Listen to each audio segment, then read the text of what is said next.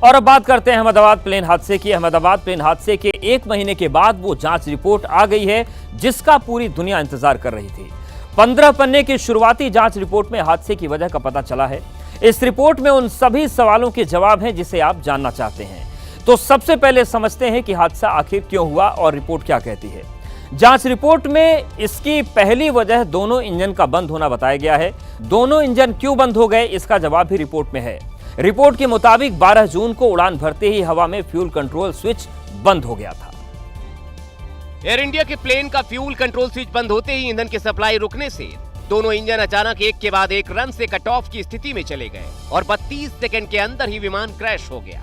Crash जांच report में बताया गया कि बोइंग ड्रीमलाइनर 7878 विमान के दोनों फ्यूल कंट्रोल स्विच सिर्फ 1 सेकंड के अंतर पर बंद हो गए थे और इसके कारण दोनों इंजन को तेल मिलना बंद हो गया और लंदन के लिए उड़ान भरने वाला प्लेन मेडिकल कॉलेज की कैंटीन के ऊपर जा गिरा। AAIB की रिपोर्ट में बताया गया है कि जैसे ही दोनों इंजन बंद हुए, बोइंग ड्रीमलाइनर 7878 विमान के कॉकपिट में हलचल बढ़ गई। दोनों पायलट घबरा गए। रिपोर्ट में कॉकपिट वॉइस रिकॉर्ड में दोनों पायलट की बातचीत का जिक्र किया गया है। रिपोर्ट के मुताबिक एक पायलट ने दूसरे से पूछा, स्विच क्यों बंद किया? तो दूसरे पायलट ने जवाब में कहा, मैंने नहीं किया। रिपोर्ट के मुताबिक पायलट सुमित सबरवाल अपने को पायलट क्लाइव कुंदर से यह सवाल पूछा था उन्होंने। ऐसे में सवाल है कि जब दोनों पायलट ने स्विच बंद नहीं किया तो फिर एयर इंडिया के विमान के दोनों फ्यूल कंट्रोल स्विच आखिर कैसे बंद हो गए? ये किसकी गलती थी? इस सवाल का जवाब शुरुआती जांच रिपोर्ट में नहीं है, लेकिन ये बताया गया कि स्विच बंद होने से क्या क्या हुआ। रिपोर्ट के मुताबिक स्विच बंद होते ही दोनों इंजन में रिलाइट की प्रक्रिया शुरू हुई। पहला इंजन कुछ हद तक रिकवर करने लगा, लेकिन दूसरा इंजन पूरी तरह से स्पीड रिकवर नहीं कर पाया। इस दौरान APU यानी ऑक्सिलरी पावर यूनिट भी ऑटो स्टार्ट मोड में सक्रिय हुआ, लेकिन वो भी विमान को स्थिर नहीं कर पाया। वहीं दूसरी ओर आपात स्थिति में विमान को जरूरी पावर देने के लिए रैम एयर टरबाइन यानी रैट बाहर आ गया। रैम एयर टरबाइन एक छोटा प्रोपेलर जैसा उपकरण होता है जो दोनों इंजन के बंद होने पर या पावर सप्लाई बंद होने या फिर हाइड्रोलिक फेल होने पर एक्टिव हो जाता है और विमान को ऊंचाई पर बनाए रखने में मदद करता है। लेकिन एयर इंडिया के विमान को रैट से भी कोई खास मदद नहीं मिली और विमान क्रैश हो गया। AAIB की जांच रिपोर्ट में उड़ान भरने से पहले और क्रैश होने के बाद तक की जानकारी दी गई है। इस रिपोर्ट में कहा गया है कि विमान एयरपोर्ट की बाउंड्री को पार करने से पहले ही ऊंचाई खोने लगा था। जांच में इस बात के कहीं कोई संकेत नहीं मिले कि विमान के रास्ते में कोई पक्षी था। इससे यह साफ हो गया है कि बर्ड हिट की वजह से यह हादसा नहीं हुआ। मेरी समझ से कुछ ना कुछ ऐसा हुआ है जिससे के कारण दोनों इंजन चले गए और क्रू ने कोशिश किया उसको रिलाइट करने के लिए, क्योंकि जो मेडे कॉल दी गई है वो इस चीज को दर्शाती है कि बहुत ही सीरियस कुछ कॉकपिट में हुआ था।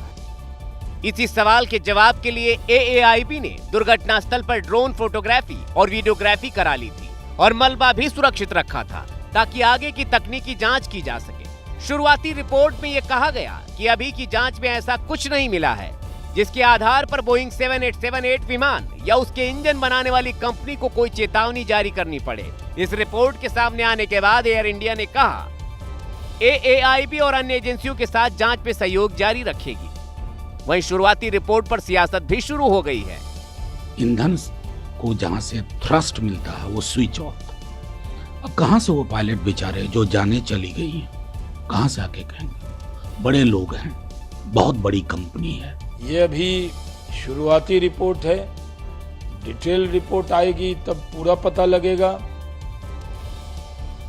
अहमदाबाद प्लेन हादसे पर आई रिपोर्ट को समझने के लिए ABP न्यूज की टीम एक प्लेन के कॉकपिट में पहुंची और पायलट से डेमो के जरिए रिपोर्ट को आसान भाषा में समझने की कोशिश की और यह जाना कि क्या आसानी से फ्यूल कंट्रोल स्विच को ऑफ किया जा सकता है। सर, क्या होते हैं ये स्विचेस जो हम देख पा रहे हैं और क्या टेक ऑफ के पहले, मतलब कि जब हम ग्राउंड पे खड़े हैं वो कहां पे होनी चाहिए पोजीशन और उनके बाद में कैसे चेंज होती है? ये मैं आपको दिखा दूं, ये एयरबस 320 का कॉकपिट है। बोइंग का कॉकपिट भी ऐसे सिमिलर होता है। एयरबस में ये इनको हम मास्टर स्विच बोलते हैं। Master switch 1, master switch 2। आप देख सकते हैं यहाँ लिखा हुआ है इंजन नंबर 1, इंजन नंबर 2। यही वो स्विचेस हैं जिनकी बात हो रही है कि ये ऑफ या ऑन इनकी जगह? जी बिल्कुल। और अभी आप देख पा रहे हैं कि ये ऑन है। अगर हम इसको पीछे पुश भी करना चाहें तो अपने आप ऑफ नहीं होंगे। ये पुश नहीं होंगे अगर मैं इसको ऐसे देखूं। जी ऐसे नहीं है कि कोई मेरा कोई लीवर के पास से हाथ लग गया या फिर ट्यूब हो गया तो अपने आप नहीं। ये इसमें सेफ्टी गार्डेड होते हैं I think I can feel a spring in this spring.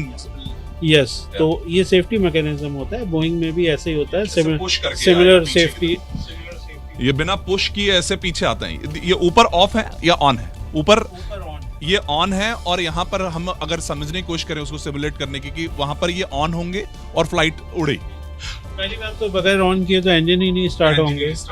तो टेक ऑफ के समय एयरक्राफ्ट पूरा कंप्लीट थ्रस्ट प्रोड्यूस कर रहा था, अन्यथा वो 180 नॉटिकल माइल्स की स्पीड पे पहुंच ही नहीं पाया। डिजायर्ड स्पीड जी बीच में पायलट का कन्वर्सेशन हुआ है कि क्योंकि दूसरे पायलट मॉनिटर ने देखा कि ये स्विच ऑफ है, तो ये ऑब्वियसली किसी ने इंटेंशनली ऑफ किए जा सकते हैं या फिर मैकेनिकल फेलियर हो सकता है।